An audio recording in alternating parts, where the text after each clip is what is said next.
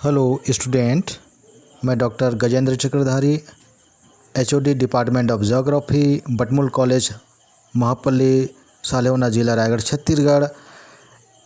MA geography semester second के अंतर्गत चतुर्थ पेपर ज्योग्राफी ऑफ छत्तीसगढ़ के अंतर्गत यूनिट थर्ड में मिनरल एंड पावर रिसोर्सेस आता है। इनमें बहुत सारे ऐसे टॉपिक हैं जो बहुत ज़्यादा इम्पोर्टेंट हैं, जिनमें पहला है आयरन और लव अयस्क।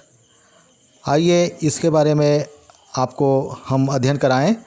हम बात करें कोर्स में unit third minerals and power resources, iron और पहला हम बात करेंगे, इसका अध्ययन करेंगे। उससे पहले हम मिनरल्स की बात करें, खनिज पदार्थ की बात करें, तो खनिज पदार्थ के बारे में आपको बता देना चाहूँगा स्टूडेंट्स। भूपटल या उसके आंतरिक भाग से खोदकर जो निकाले जाने वाले जो पदार्थ होते हैं उसको हम खनिज पदार्थ कहते हैं। इन्हें मुख्यतः तीन श्रेणियों में विभक्त किया जाता है। सबसे पहले आता है धात्विक खनिज या लौह अयस्क, टीन, बॉक्साइट, सोना, चांदी, जस्ता, सीसा और तांबा इसमें शामिल किया जाता है। दूसरा जो होता है आध्यात्मिक खनिज होता है, जिसमें हीरा, चूना पत्थर, डोलोमाइट, नमक, जिप्सम, संगमरमर, अभ्रक व पराइट आदि होता है। तीसरा जो होता है ऊर्जा खनिज के रूप में होता है यूरेनियम। आपने परमाणु जो शक्ति तैयार की जाती है, ये यूरेनियम और थोरियम का ही इसमें बेस मटेरियल होता है। ये रो है। कोयला व पेट्रोलियम ये सभी ऊर्जा खनिज हैं। ये खनिज पदार्थ के अंतर्गत आते हैं, ये तीन श्रेणियाँ। और आइए आपको मिनरल्स के बारे में और ज़्यादा जानकारी छत्तीसगढ़ के संदर्भ में हम बताना चाहेंगे। छत्तीसगढ़ राज्य खनिज संपदा की दृष्टि से भारत के संपन्न राज्यों में से एक गिना जाता है। यहाँ पर लगभग 28 प्रकार के खनिज पाए जाते हैं। इनमें चूना पत्थर, लौह अयस्क, मैग्नीज, तांबा, टीन अयस्क, बॉक्साइट, अभ्रक, कोयला, डोलोमाइट, क्वार्टजाइट, कोरंडम, हीरा, सोना, यूरेनियम, अलेक्जेंड्राइट, ग्रेफाइट, चांदी, soap stone, garnet, fluorite, fireclay, kaolin, asbestos, beryl, petroleum जो सरगुजा में अभी अनुमानित है, सिल्वेनाइट, चीनी पत्थर, चीनी मिट्टी और सीसा। ये 28 प्रकार के खनिज जो हैं इसमें पाए जाते हैं। ये कुल इनमें 28 प्रकार के खनिज शामिल हैं। और इनमें हम बात करते हैं, इन 28 प्रकार के जो खनिज हैं उनमें क्रम हम रखते हैं लौह अयस्क का, आयरन और का, जिसको मैंने दूसरे नंबर पर मैंने नाम लिया था लौह अयस्क। लौह अयस्क जो होते हैं 4 प्रकार के होते हैं, जिनमें आपका मैग्नेटाइट, हेमेटाइट, सीडेराइट और लिमोनाइट। मैग्नेटाइट जो होता है इसमें लौह की जो मात्रा होती है, लौहांश की जो मात्रा होती है 72% होती है। ये बहुत ही उच्च क्वालिटी का यह लौह अयस्क होता है।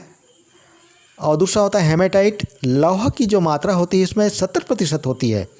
ये भी काफ़ी महत्वपूर्ण और उत्कृष्ट लौह अयस्क है हेमेटाइट। और तीसरा होता है सीडेराइट, जिसमें लोहांश की जो मात्रा होती है, लोहे की जो मात्रा होती है 60% होती है। और चौथी जो है लिमोनाइट, लौह की जो मात्रा इसमें 48% देखी जाती है। तो इस प्रकार से ये 4 प्रकार के लौह अयस्क जो है डिवाइड होते हैं 4 प्रकार के अयस्क के रूप में। और छत्तीसगढ़ में लौह अयस्क का जो संचित भंडार जो हम देखते हैं, इनमें 431 मिलियन टन संचित भंडार के रूप में है। देश के संचित भंडार का 19.59% भाग जो इसमें शामिल होता है। इस तरह से देश में छत्तीसगढ़ का उत्पादन जो है तीसरा स्थान रखते हैं। और प्रदेश के मुख्य लौह अयस्क उत्पादक क्षेत्रों की अगर बात करें तो इसको 3 क्षेत्रों में इसको डिवाइड कर लिया जाता है, जिनमें पहला आता है बैलाडीला लौह अयस्क क्षेत्र। यह प्रदेश का सबसे अच्छा और उत्कृष्ट लौह अयस्क के क्षेत्रों में से गिना जाता है। और यहाँ से उत्पादन एशिया में अधिक उत्पादन के रूप में यहाँ पे इस खनन वाले क्षेत्र को देखने को मिलता है। दंतेवाड़ा जिला के अंतर्गत यह विस्तृत है। यह एक पहाड़ी भाग है जो 45 किलोमीटर के एरिया में लौह अयस्क के रूप में 14 निक्षेप के रूप में है।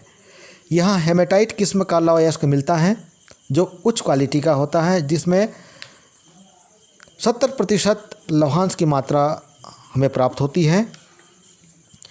और बैलाडीला लौह अयस्क क्षेत्र के अंतर्गत संचित भंडार की अगर बात करें तो 1818 मिलियन टन इसका संचित भंडार आंका गया है। उत्पादन जो है प्रतिवर्ष लगभग 80 लाख टन निर्यात विशाखापट्टनम बंदरगाह से जापान को होता है। लौह अयस्क की शुद्धता इसमें 60 से 70% देखने को मिलती है।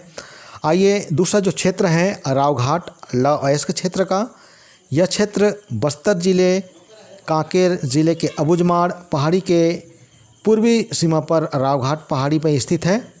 यहाँ लौह अयस्क के 6 निक्षेप देखने को मिलते हैं, जिनमें 3 निक्षेप प्रमुखतया हैं, जिनमें मैग्नेटाइट, क्वार्जाइट, एमेटाइट लौह अयस्क क्षेत्र प्रमुख निक्षेप के रूप में आते हैं।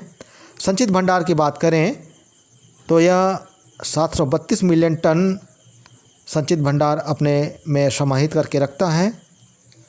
उत्पादन की अगर बात करें तो प्रतिवर्ष या लगभग 10 से 15 लाख टन प्रतिवर्ष उत्पादन इस क्षेत्र से किया जाता है, रावघाट लौह अयस्क क्षेत्र से। शुद्धता की अगर बात करें तो इसमें 60 से 68% लौहांश की मात्रा जो है मिलती है हमें। अब तीसरा जो क्षेत्र है वह क्षेत्र है दल्ली राजहरा लौह अयस्क क्षेत्र। यह भी काफ़ी महत्वपूर्ण क्षेत्र है। यह प्रदेश का ही नहीं वरन देश का या बहुत ही महत्वपूर्ण लौह अयस्क के क्षेत्र में से गिना जाता है। यह क्षेत्र बालोद जिले के अंतर्गत विस्तृत है। इस पहाड़ी में टेढ़े मेढ़े आकृति में लगभग 32 वर्ग किलोमीटर क्षेत्र में इसका विस्तार है। दुनिया का सबसे सर्वश्रेष्ठ लौह अयस्क राजहरा में मिलता है। जी हाँ, दुनिया का सबसे सर्वश्रेष्ठ लौह अयस्क राजहरा में मिलता है।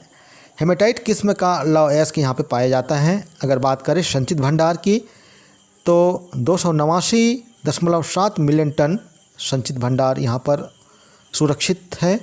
उत्पादन की अगर बात करें लगभग 75 लाख टन जो है उत्पादन यहाँ से किया जाता है इस दल्ली राजहरा लौह अयस्क क्षेत्र से। शुद्धता की अगर बात करें तो 68% यहाँ पर लौहांश लौह अयस्क में देखने को मिलता है।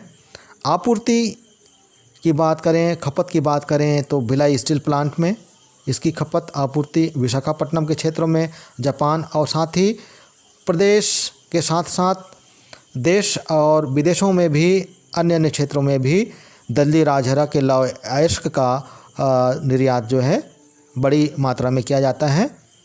और इस तरह से आज का यह टॉपिक जिस पर हमने अध्ययन किया MA second semester geography of Chhattisgarh, ये पेपर और इकाई था यूनिट 3 जिसमें मिनरल एंड पावर रिसोर्सेस के अंतर्गत आयरन और लौह अयस्क के ऊपर हमने फोकस किया, प्रकाश डाला। धन्यवाद।